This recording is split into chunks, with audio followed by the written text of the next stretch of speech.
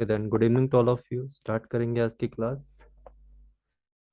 Himachal Pradesh junior office assistant अगर आप लोगों का एग्ज़ाम है और इसके साथ साथ अगर आप लोगों का कंप्यूटर ऑपरेटर का एग्ज़ाम है और इसके अलावा अगर आप लोगों का कंप्यूटर प्रोग्रामर का एग्ज़ाम है, ठीक है।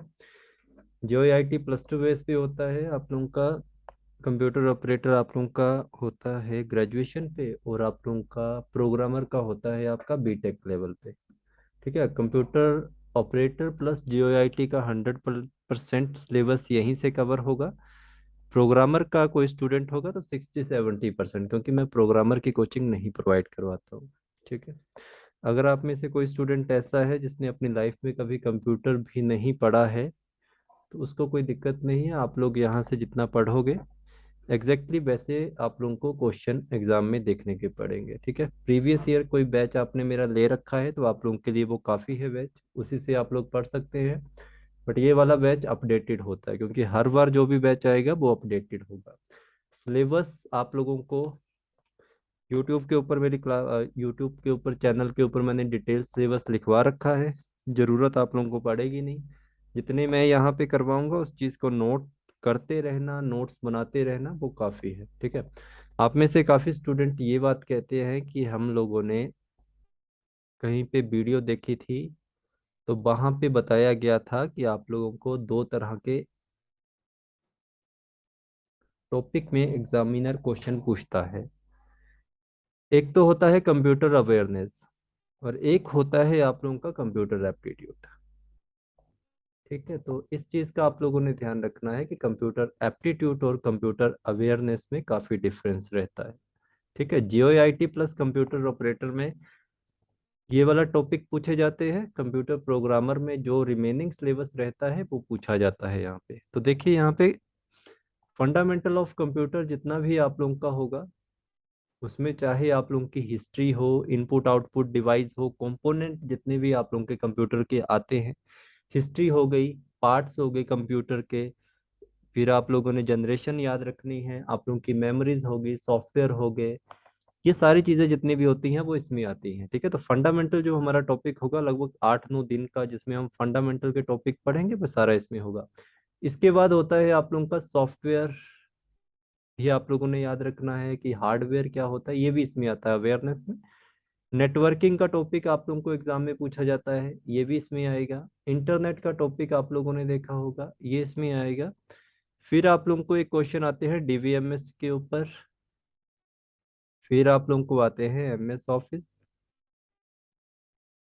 फिर आप लोगों को आती हैं प्रोग्रामिंग लैंग्वेज। ठीक है, अगर आप लोगों को लग रहा होगा कि इसमें से मैंने कोई चीज़ मिस की है तो प्लीज़ इस चीज़ को ध्यान रखना कि इन्हीं टॉपिक में से वो वाली चीज़ आएगी, ये जस्ट उसके टॉपिक के नेम है। तो कंप्यूटर फंडामेंटल याद रखना आप लोगों ने कि कंप्यूटर अवेयरनेस पूछी जाती है कंप्यूटर ऑपरेटर प्लस जीओआईटी में। जो आप लोगों से कहा जाता है कि एप्टीट्यूड पूछा जाता है, एप्टीट्यूड आप लोगों को नहीं पूछा जाता है। एप्टीट्यूड होता है नंबर सिस्टम जिसमें डिजिटल इलेक्ट्रॉनिक्स चलता है आप लोगों का। तो उसमें एक आध क्वेश्चन आप लोगों को ऐसे ही पूछ लिया जाता है कि बाइनरी को इसमें कन्वर्ट कर दो, वो वगैरह, वो तो बेसिक है, वो हम मेमोरीज में ही कंप्लीट कर लेते हैं। ठीक है, एक होता है डाटा फ्लो डायग्राम जिसमें फ्लो चार्ट होते हैं, बट आप लोगों को वो वाले फ्लो चार्ट नहीं आते जो यहाँ पे बात हो रही है, डाटा फ्लो डायग्राम। तो ये सारे प्रोग्रामर को पूछे जाते हैं। तो प्लीज इस चीज का ध्यान रखना कि आप लोग इस चीज में कंफ्यूज कभी मत रहना कि आप लोगों को कंप्यूटर एप्टीट्यूड पूछा जाएगा। Computer aptitude GOIT plus computer operator में कभी नहीं पूछा जाएगा। ठीक है, इसके अलावा आप लोगों ने कोई बुक फॉलो करनी है तो इस चीज का ध्यान रखो, जरूरत आप लोगों को किसी भी बुक को फॉलो करने की नहीं पड़ेगी। अगर कोई परचेज कर ली है आप लोगों ने, स्पेशली अगर हिमाचल प्रदेश के किसी पब्लिशर की है, तब तो साइड में रख देना, वो काम की आपकी नहीं होगी। टेस्ट सीरीज आप लोगों को कोई लेने की जरूरत नहीं पड़ेगी कहीं से भी। मैं लगभग आप लोगों का जो भी ये बैच ज्वाइन करेगा 965 का, लगभग 30 मॉक टेस्ट या 30+ टेस्ट सीरीज दूंगा। जो पिछला बैच मैंने दिया था या अभी तक देता हूँ, वैसे तो मैं बैच में टेस्ट सीरीज नहीं देता हूँ, जो पिछला बैच मैंने दिया था लगभग 10 से 15 दिए थे।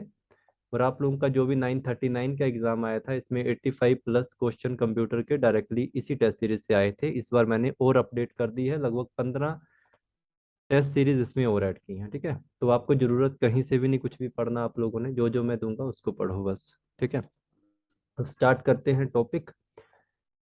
इस बार मैं पहले करवा रहा हूँ आप लोगों को फंडामेंटल। वैसे मैं डायरेक्टली अपने जितने भी अभी तक बैच दिए हैं सब में मैं MS ऑफिस ही स्टार्ट करता था, बट इस बार मैं कंप्यूटर फंडामेंटल, क्योंकि आप में से काफ़ी स्टूडेंट हैं जिन्होंने कंप्यूटर नहीं पढ़ा है, और आप में से ऐसे भी स्टूडेंट हैं आप ही के ग्रुप में जिनका 817, 903 प्लस 939 क्लियर हो चुका है, और 817 का बस अपॉइंटमेंट लेटर, तीनों का अपॉइंटमेंट लेटर पकड़ना है। वो भी इसको ज्वाइन करके बैठे हैं क्योंकि उन्होंने अपडेट रखना है अपने आप को, है ना। कंप्यूटर क्या होता है, पहला क्वेश्चन पूछा जाता है, computer is a electronic device. एक चीज ये याद रखना, क्वेश्चन नहीं पूछा जाता बट फिर भी आप लोगों ने ध्यान रखना, कभी कभार पूछ लिया जाता है। इसके बाद आपसे पूछा जाता है कि बताइए पर्पस क्या होता है किसी कंप्यूटर का। तो आपको पता है पर्पस इसका क्या होगा। जो भी हमारे पास रॉ फैक्ट होते हैं, रॉ फैक्ट का मतलब होता है डाटा। डाटा को हम कहते हैं इनपुट, जो भी हम कंप्यूटर को कमांड देंगे, और इसे ही कहते हैं रॉ फैक्ट। इस चीज को ध्यान रखना आप लोगों ने। इसको क्या करता है, कन्वर्ट करता है किसमें, इंफॉर्मेशन। जो हमारी इंफॉर्मेशन होती है इसे हम कहते हैं आउटपुट। ठीक है, ऐसे सेम ऐसे ही नोट बनाने हैं आप लोगों ने। आउटपुट जो होती है आप लोगों की, इसे क्या कहा जाता है, वेल अरेंज्ड डाटा।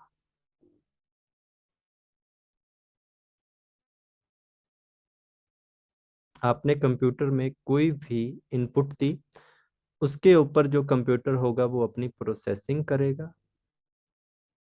प्रोसेसिंग करने के बाद उसको चेंज करेगा एक वेल अरेंज डाटा के रूप में, जिसे हम कहते हैं एज अ आउटपुट, और जिसे हम कहते हैं इंफॉर्मेशन। ठीक है, तो इस चीज को आप लोगों ने ध्यान रखना है, कभी भी क्वेश्चन आ जाए डाटा और इंफॉर्मेशन के बीच में कौन सी क्रिया होती है, तो उसके बीच में प्रोसेसिंग होती है। तो ये आप लोग ध्यान रखें। ठीक है, थ्रू प्रोसेसिंग। तो ये छोटा सा है, शायद ये भी नहीं पूछा जाए। अच्छा, अब क्वेश्चन क्या पूछा जाएगा। मैंने यहाँ पे एक वर्ड लिखा डाटा। डाटा का मतलब क्या होता है, हमेशा एक चीज याद रखना, डाटा के दो टाइप होते हैं। एक होता है न्यूमेरिक, और एक होता है नॉन न्यूमेरिक। HPPSC शिमला के प्रोग्रामर के पेपर में ये क्वेश्चन पूछा गया था। क्वेश्चन बिल्कुल बेसिक पूछा था उन्होंने। एक तो याद रखना डाटा के टाइप, मैंने यहाँ पे टाइप लिखवाए हैं, ये आपको एग्जाम बुक वगैरह में नहीं क्वेश्चन मिलते, ये बेसिक नॉलेज होती है, आप लोगों ने इसको ध्यान रखना। अब आप लोग मुझे एक चीज का आंसर देते रहना, जो जो मैं पूछूंगा आप लोगों से। आप लोगों के पास पैन नंबर होगा। पैन नंबर बताओ, आप लोगों का एक तरह का डाटा होता है, क्या वो न्यूमेरिक होता है या नॉन न्यूमेरिक होता है। जल्दी से बताना आप लोगों ने।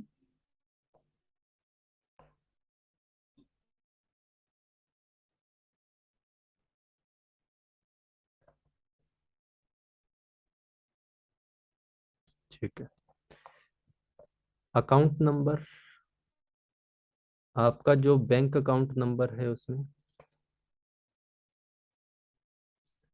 जल्दी से सारे आंसर देते रहना।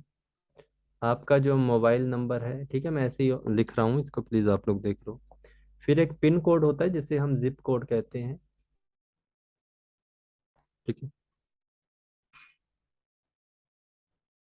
ओके।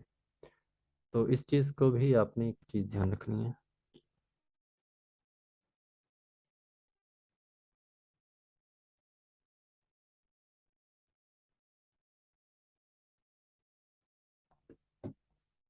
हमेशा एक चीज याद रखना आप लोगों ने, न्यूमेरिक का मतलब होता है, ठीक है, जहां पे आप किसी भी तरह की कैलकुलेशन कर सकते हैं, जो इंक्रीज भी हो डिक्रीज भी हो टाइम के अकॉर्डिंग। पैन नंबर आपका इंक्रीज या डिक्रीज हो सकता है, आप अपने पैन नंबर में जो भी आपका पैन नंबर होगा उसमें दो ऐड करके उसमें बढ़ा सकते हैं, या आप लोग ऐसे समझिए अकाउंट नंबर है, आप अपने जो आपका पर्सनल अकाउंट नंबर है उसमें आप कुछ वैल्यू ऐड करके बोलो कि ये मेरी मदर का नंबर, इसी में कन्वर्ट कर दो, ऐसा नहीं होता। जो आपका मोबाइल नंबर है वो आपका ही रहेगा, जो जिप कोड है उसको चेंज नहीं कर सकते। यही क्वेश्चन एक पूछा गया था। तो आपने हमेशा याद रखना है कि नॉन न्यूमेरिक नंबर जो होते हैं जहाँ पे we can not perform any type of calculation. ठीक है। तो जितनी भी मैंने आप लोगों को चीजें दिखवाई हैं ये वाली, तो ये नॉन न्यूमेरिक में आती हैं। ठीक है। तो डाटा दो तरह का है, एक न्यूमेरिक और एक नॉन न्यूमेरिक। अच्छा, तो फिर न्यूमेरिक आपका कौन सा होगा? अगर मैंने ये चीज दिखवा दी आपको नॉन न्यूमेरिक में, तो आपने याद रखना है बैंक बैलेंस आपका हो गया। वो घटता बढ़ता रहता है ना अकॉर्डिंग, जितना आप उसमें डालेंगे या जितना उसमें आप क्रेडिट या डेबिट करते रहेंगे। ठीक है। शेयर मार्केट होती है आप लोगों की मान लो सैलरी हो गई आप लोगों का। इसके अलावा और क्या चीज इसके ऊपर आजकल ज्यादा बात हो रही है? देश की जीडीपी। तो जो चीज अपने अकॉर्डिंगली क्या हो रही है, घट रही है, बढ़ रही है सिचुएशन के अकॉर्डिंग, तो वो क्या होगी? न्यूमेरिक, जिसमें हम किसी भी तरह की कोई कैलकुलेशन कर सकते हैं। जो भी हम मार्क्स लेते हैं, ऑब्टेन्ड मार्क्स, ऐसा तो नहीं है जो आज आप लोगों ने एग्जाम दिया, कल अगर आज आपके 100 में से 98 आ गए तो कल भी 98 ही आएंगे, हो सकता है 99 आ जाए। ठीक है जी, आप लोगों को डाटा थोड़ा समझ आ गया मैंने क्या लिखवाया जो सामने है? डाटा या डाटा के टाइप समझ आ गए। डाटा एक तरह का रॉ फैक्ट होता है, अभी डिटेल में इसको बाद में पढ़ेंगे जब डाटा का टॉपिक होगा। अभी जस्ट आप बेसिक अंडरस्टैंडिंग के लिए पढ़ लीजिए। समझ आ गया आपको डाटा के टाइप जो न्यूमेरिक और नॉन न्यूमेरिक में होते हैं? ठीक है। इनके एग्जाम्पल आप लोगों ने रख लेना है, याद रखना। न्यूमेरिक में हम कैलकुलेशन परफॉर्म कर सकते हैं, बट नॉन न्यूमेरिक में किसी भी तरह की आप कैलकुलेशन को परफॉर्म नहीं कर सकते। तो ये बेसिक सी चीज़ है, इसको आप लोग ध्यान रखिए। अच्छा, अब हम बात करेंगे फुल फॉर्म की। शायद पूछ ली जाए आप लोगों को, तो याद रखिए आप लोग।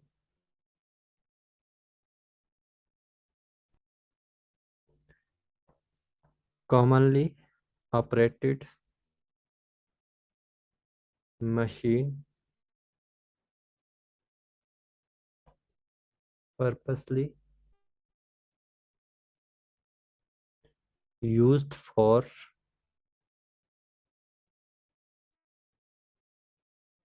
Technology logy education and research. ठीक है। तो ये कंप्यूटर की फुल फॉर्म होती है commonly operated machine purposely used for technology education and research. ठीक है। अब एक चीज आप लोगों ने याद रखनी है। एक बार क्वेश्चन पूछा गया है कि ये कंप्यूटर जो वर्ड है आप लोगों का, ये कहाँ से लिया गया है, किस भाषा से लिया गया है? तो आप लोगों ने याद रखना है ये लेटिन भाषा से लिया गया है। लेटिन भाषा में एक वर्ड है कंप्यूटरे, TRE, इससे लिया गया है। ठीक है। तो आपने याद रखना है ये जो कंप्यूटर रे है इसको दो हिस्सों में बांटा गया है, जिसमें कॉम अलग है और पुट्रे अलग है। कॉम का मतलब आप लोगों का क्या होता है? इसे यूज किया गया है as a prefix, as a prefix. ठीक है। और पुट्रे का मतलब लेटिन भाषा में होता है कैलकुलेशन करना।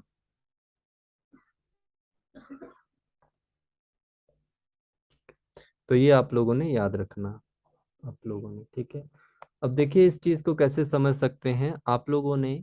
कंप्यूटर का नाम किसी को पता है हिंदी भाषा में क्या लिखा जाता है? इसे कहते हैं संगणक।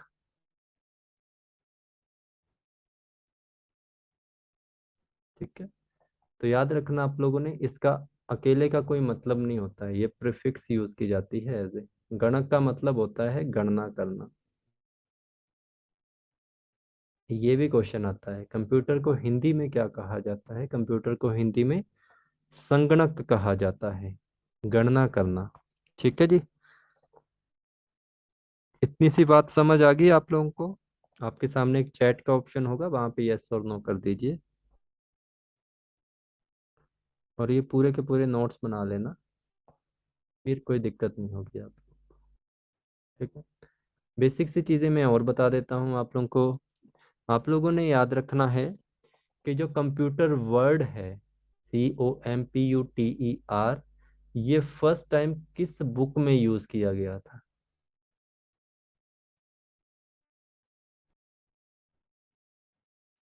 ठीक है, ये एडिशनल इंफॉर्मेशन है, पूछी तो नहीं जानी चाहिए, बट फिर भी पूछ ली तो फिर भी कोई दिक्कत नहीं है, आपको पता है। तो इसका नाम था द योंग YONG ग्लीनिंग, NINGS ग्लीनिंग्स। ठीक है, इसके बाद आपने याद रखना है इसके राइटर का क्या नाम है, कौन थे इस बुक के राइटर, तो ये भी आप लोग ध्यान रखें। इनका नाम था रिचर्ड ब्रेथ वेट, WAITE। ठीक है, ये भी इंपॉर्टेंट है। अगर पूछ लिया कब ये पब्लिश हुई थी बुक, तो 1613 में हुई थी। तो ये इंपॉर्टेंट चीज़ें हैं, ठीक है, ये वाली चीज़ें एग्जामिनर पूछ सकता है, ये शायद पूछे, बट ये पूछ लिया जाता है। कंप्यूटर को हिंदी में क्या कहते हैं, संगणक। बाकी चीज़ें हैं, एडिशनल इंफॉर्मेशन है, अपने बेसिक नॉलेज के लिए याद रखें प्लीज़। ठीक है, आगे पढ़ते हैं अब इसके कैरेक्टरिस्टिक।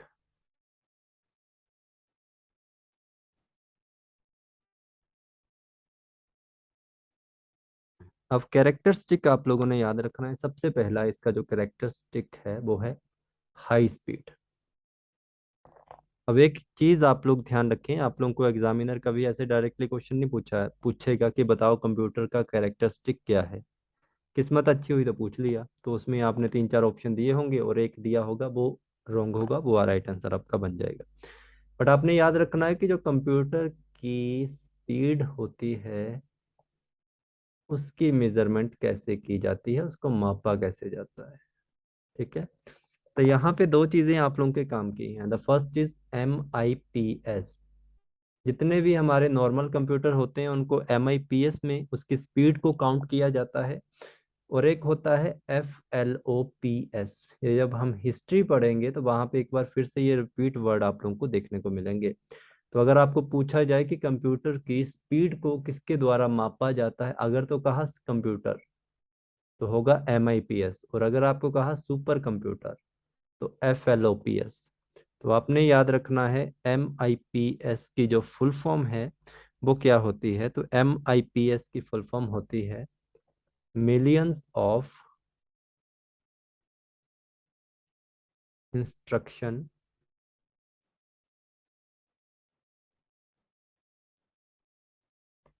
पर सेकेंड। ठीक है, दूसरा मैंने आपसे कहा FLOPS, जिसे हम फ्लॉप्स कहते हैं।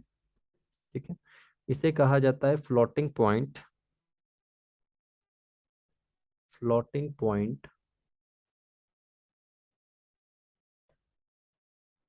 ऑपरेशंस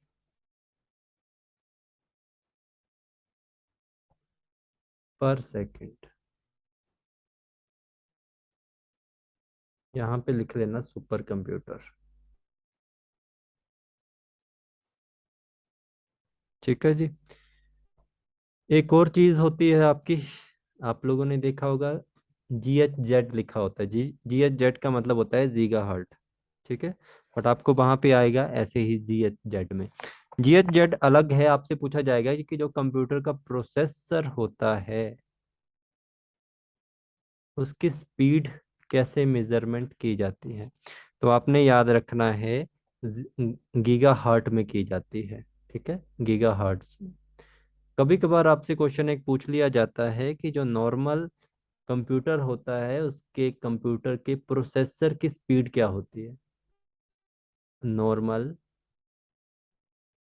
कंप्यूटर के प्रोसेसर की स्पीड क्या होती है, तो आपने याद रखना है 2.47 गीगा हर्ट्स। तो एक्यूरेट जो हाई स्पीड है आप लोगों की करेक्टरिस्टिक में जो हम पढ़ते हैं हाई स्पीड, तो क्वेश्चन ये बनते हैं आप लोगों के, तो ये क्वेश्चन आपने ध्यान रखने हैं। यहाँ से सारे क्वेश्चन आप लोगों के डायरेक्टली पुट कर लिए जाएंगे। ठीक है, तो इनको आप लोगों ने ध्यान रखना। नोट डाउन हो गया आप लोगों का। सेकंड इसकी आप लिख लीजिए, जो करेक्टरिस्टिक होगी ये होती है एक्यूरेसी।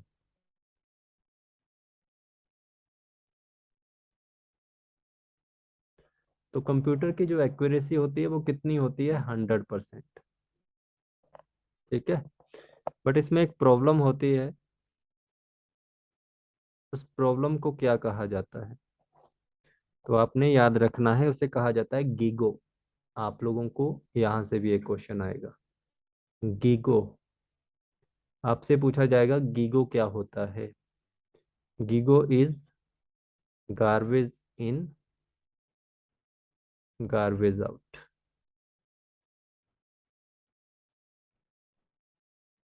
ठीक है। क्योंकि जो कंप्यूटर होता है इसका जो आईक्यू होता है वो होता है 0%। इसकी जो डिसएडवांटेज होती है वो एक ही होगी आप लोगों की, जो एग्जाम से रिलेटेड है।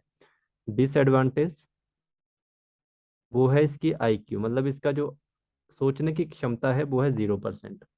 जब तक आप कंप्यूटर को कोई भी इनपुट नहीं दोगे वो आपको आउटपुट नहीं देगा। तो जो इनपुट आप इसको दोगे, गार्बेज इन गार्बेज आउट। ठीक है। तो गीगो इसकी सबसे बड़ी प्रॉब्लम होती है कि अगर आप लोगों ने उसको इनपुट ही गलत दी तो आउटपुट भी गलत ही देगा। आपने क्या करना था, अपने वर्ड फाइल खोलनी थी और आप लोगों ने खोल दी एक्सेल फाइल। तो ये तो आपकी गीगो प्रॉब्लम होगी ना, कि आप लोगों ने उसको गलत इंस्ट्रक्शन दी, उसने अपनी तरफ से तो आपको राइट आंसर दिया जो आपने कहा। बट आपको क्या चाहिए था? आपको चाहिए था MS वर्ड, आपने खोल दिया एक्सेल। ठीक है। आपने MP3 गाने सुनने थे बट उस आपने क्या कर दिया, वीडियो प्ले कर दी। ठीक है जी। समझ आ गया आपको गीगो क्या होता है? कोई इसमें डाउट है किसी बच्चे का? सेकंड एक्यूरेसी, सेकंड जो इसकी करेक्टरिस्टिक है उसमें ये क्वेश्चन पूछेंगे। अब तीसरा आप लोगों ने याद रखना है इसका करेक्टरिस्टिक, वो है ऑटोमेटिक। ठीक है।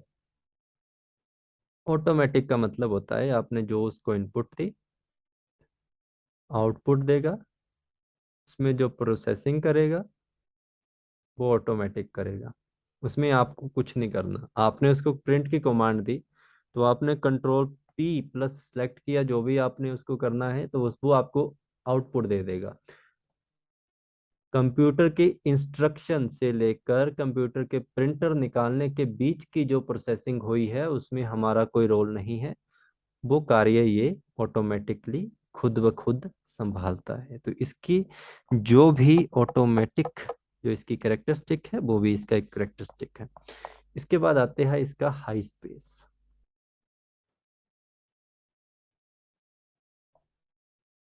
या आप स्पेस लिख लो, स्टोरेज लिखो, भंडारण अच्छा रहेगा। तो आपने याद रखना है कि KB से हम पढ़ना स्टार्ट करते, वाइट से पढ़ना स्टार्ट करते हैं, बिट वगैरह पढ़ते हैं, वो वाली चीज़ अलग है। वो टॉपिक अलग चलेगा, जैसे बिट वाइट जो भी है आपका।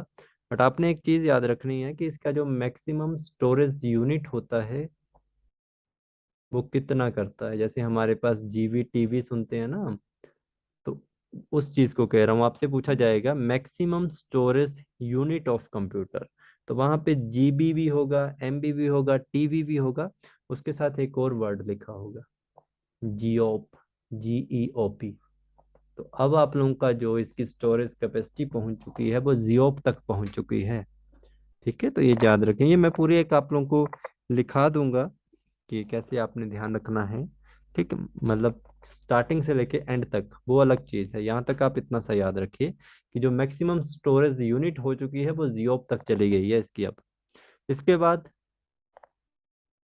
रिलायबिलिटी होती है इसकी। रिलायबिलिटी का मतलब आप लोगों का होता है लॉन्ग लास्टिक रहता है। अगर आप एक बार कंप्यूटर खरीदते हो तो लगभग आपके मिनिमम 5 साल तक तो निकाल देता है। ड्यूरेबिलिटी वो आप पे डिपेंड करता है कि आप कितना टाइम उसको यूज़ करते, कैसे यूज़ करते हो, किस तरह से यूज़ करते हो। ठीक है।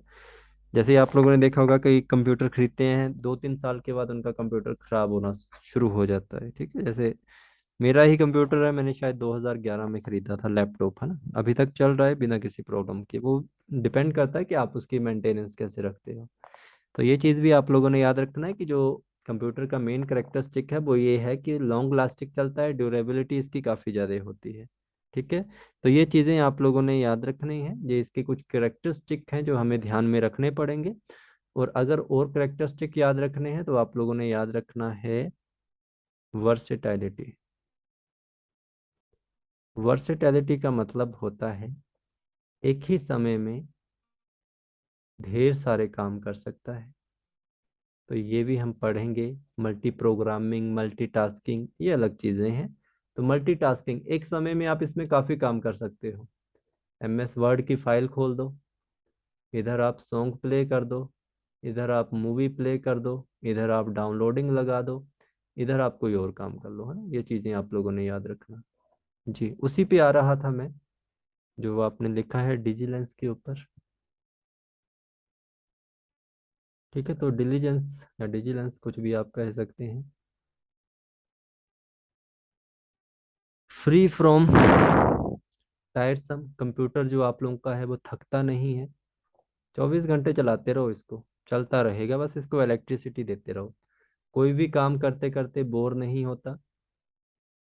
ठीक है, जैसे हम आप लोग हैं, डेली एक ही काम करते रहेंगे, बोर होते रहेंगे। ठीक है, तो हमें क्या चाहिए होता है, हमें चाहिए होती है अपडेशन।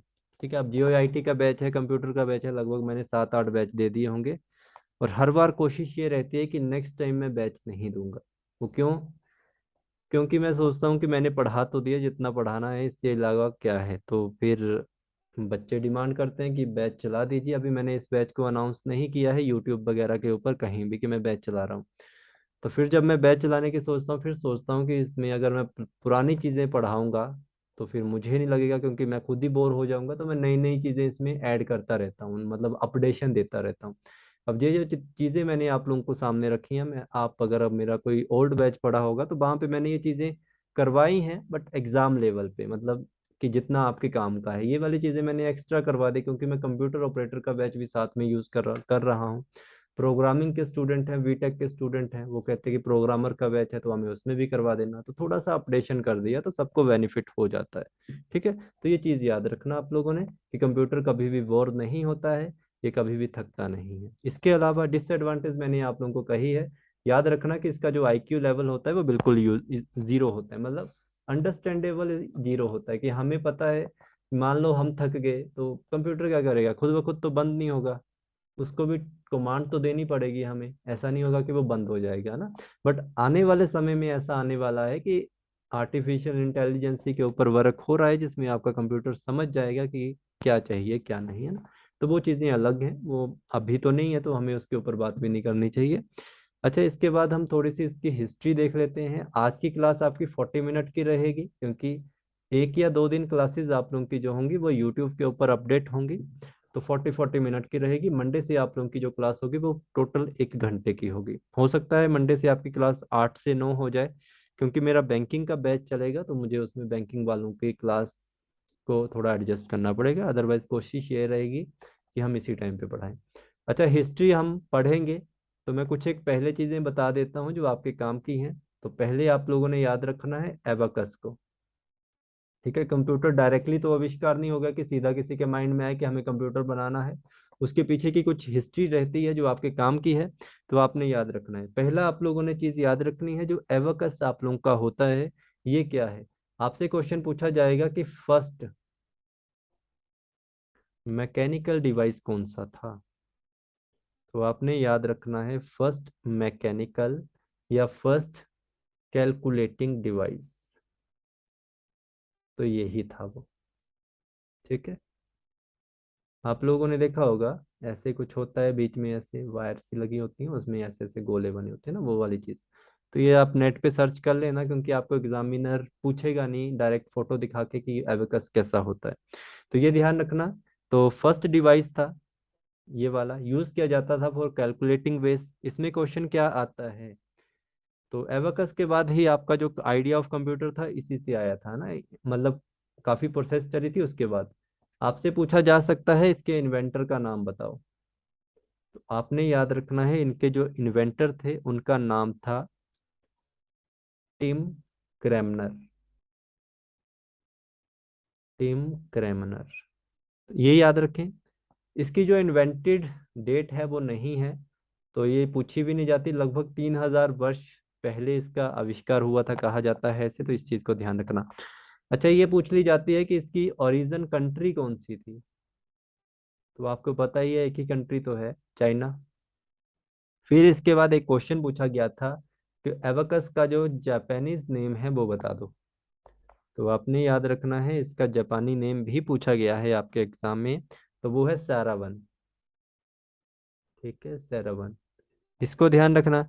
इसके बाद आप लोगों ने याद रखना है इसमें कैलकुलेशन किस किस चीज की होती है। तो इसमें सिर्फ इंटीजर वैल्यू की कैलकुलेशन होती है। इंटीजर वैल्यू का मतलब होता है जो पूरी वैल्यू हो, जिसमें पॉइंट वगैरह यूज ना हो। ठीक है, पॉइंट इसमें यूज नहीं होता है। इसमें सबसे इंपॉर्टेंट चीज जो याद रखने की है, एक तो इसमें प्लस होता है, एक माइनस होता है, और एक होगा आप लोगों का मल्टीप्लाई। डिवाइड इसमें यूज नहीं होता।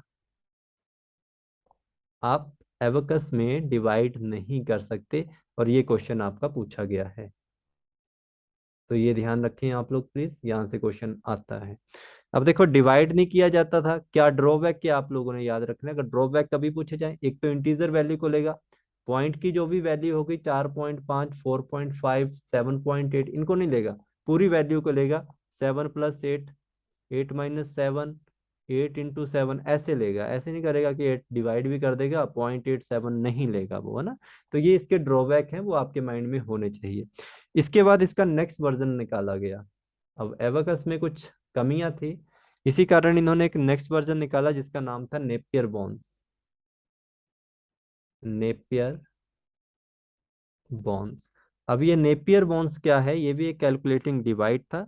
इसके जो इन्वेंटर थे उनका नाम था, आपको आ जाएगा एग्जाम में याद, जॉन नेपियर। ठीक है, जॉन नेपियर। कब हुई थी इसकी इन्वेंशन? 1617 में हुई थी। अच्छा, इसमें क्या क्या कर सकते थे, तो पिछता है इसका अपडेशन किया गया है। प्लस तो आप पहले करते थे, माइनस करते थे, गुणा करते थे, अब भाग भी कर सकते हो। ठीक है, अब डिवाइड भी कर सकते हो। तो नेपियर बॉन्स आप लोगों का पहला ऐसा डिवाइस था जिसमें हम क्या कर सकते हैं, भाग भी कर सकते हैं। स्टैटिक जीके का क्वेश्चन है, प्लीज इसको ध्यान रखें। ठीक है, इसमें एक चीज, अगर आप नेपियर बॉन्स को सर्च करोगे तो आपको ये दिख जाएगा। इसमें एक क्वेश्चन पूछा गया था आप लोगों का, number of roads. Number of roads इसमें यूज की जाती हैं 11। ठीक है, इसके अलावा आप लोगों ने याद रखना एक और क्वेश्चन, जो हमारे जॉन नेपियर हैं। आप लोगों ने लोगोरिदम देखा होगा। ठीक है, लोगोरिदम जिसे हम लोग कहते हैं, तो आपसे पूछा जाएगा लोग के इन्वेंटर कौन थे। ये स्टैटिक जीके का क्वेश्चन है, आपके एग्जाम में पूछा जाना चाहिए, पूछा जाता है। ठीक है, तो ये जॉन नेपियर ही थे। जॉन नेपियर के द्वारा ही आपके नेपियर बोन्स, बोन्स के साथ साथ लोग का इन्वेंट किया था। ठीक है, तो ये क्वेश्चन आप लोग ध्यान रखें जितना आप लोगों को पढ़ाया है। और एक और चीज याद रखो, लोग का जो इन्वेंशन ईयर था वो था इससे 3 साल पहले, तो 1614 होगा, 1614। ठीक है, तो ये चीज़ आप लोगों ने ध्यान रखना। कोई भी प्लीज़ आप लोगों को डाउट आए कि मुझे समझ नहीं आया, प्लीज़ मुझे व्हाट्सएप करना, और मैं आपको फिर कल से रिवाइज करवा सकता हूँ। आप लोगों के एग्जाम के लिए टाइम है, तो आप अच्छे से पढ़िए। ठीक है, जितनी मैंने चीज़ें लिखाई हैं प्लीज़ इसको अच्छे से नोट डाउन कर लीजिए। इनके नोट्स आप लोगों को नहीं मिलेंगे, क्योंकि ये चीज़ें नोट्स में नहीं मिलती हैं, और एग्जामिनर प्रैक्टिकली क्वेश्चन अच्छे से पूछता है, तो आप इनको प्लीज़ करिए। ठीक है, कल की क्लास में मिलेंगे। अगर कोई नया टाइम होगा तो मैं आप लोगों को क्लास में अपडेट करूंगा। ठीक है जी, thank you so much, good night to all of you.